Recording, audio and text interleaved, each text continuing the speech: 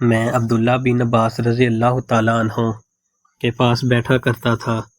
وہ مجھ کو خاص اپنے تخت پر بٹھاتے ایک دفعہ کہنے لگے کہ تم میرے پاس مستقل طور پر رہ جاؤ، میں اپنے مال میں سے تمہارا حصہ مقرر کر دوں گا۔ تو میں 2 ماہ تک ان کی خدمت میں رہ گیا۔ پھر کہنے لگے کہ عبدالقیس کا وفد جب حضور صلی اللہ علیہ وآلہ وسلم کے پاس آیا تو آپ نے پوچھا کہ یہ کون سی قوم کے لوگ ہیں یا یہ وفد کہاں کا ہے؟ انہوں نے کہا کہ یہ ربیعہ خاندان کے لوگ ہیں۔ آپ صلی اللہ علیہ وآلہ وسلم نے فرمایا، مرحبا اس قوم کو یا اس وفد کو نہ ذلیل ہونے والے نہ شرمندہ ہونے والے، یعنی ان کا آنا بہت خوب ہے۔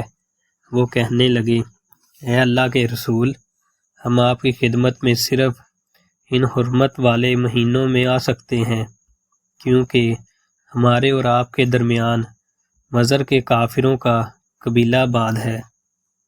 بس آپ ہم کو ایک ایسی قطع بات بتلا دیجئے جس کی خبر ہم اپنے پچھلے لوگوں کو بھی کر دیں اور یہاں نہیں آئے، اور اس پر عمل درآمد کر کے ہم جنت میں داخل ہو جائیں۔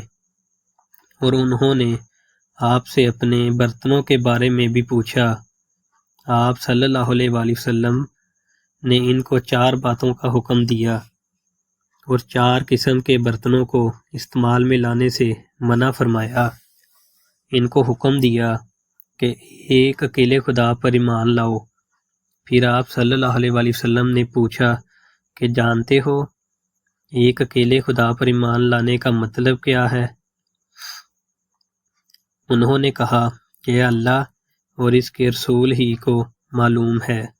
آپ نے فرمایا کہ اس بات کی گواہی دینے کی اللہ کے سوا کوئی معبود نہیں، اور یہ کہ حضرت محمد صلی اللہ علیہ وآلہ وسلم اس کے سچے رسول ہیں، اور نماز قائم کرنا اور زکوٰۃ ادا کرنا اور رمضان کے روزے رکھنا اور مال غنیمت سے جو ملے اس کا 5واں حصہ مسلمانوں کے بیت المال میں داخل کرنا،